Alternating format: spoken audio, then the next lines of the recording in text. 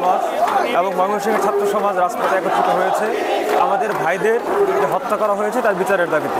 আমাদের যে আন্দোলন 9 দফার যে দাবি, এই 9 দফার দাবি আদায়ের যে লক্ষ্যে যে আন্দোলন, এটা চলবে এবং এটা আগামীতে আরও বেগবান হবে যদি না আমাদের 9 দফা দাবি মেনে নেওয়া হয়। যে সকল মন্ত্রীরা, যেমন আইনমন্ত্রী, তারপর আমাদের সেতু মন্ত্রী, তারা যেমন উস্কানিমূলক বক্তব্যের মাধ্যমে ছাত্রদেরকে যেমন উস্কে দিয়েছে এবং আমাদের চেতনায় আঘাত করেছে রাজাকার শব্দটি বলে, আমরা চাই যে তারাও পদত্যাগ করবে।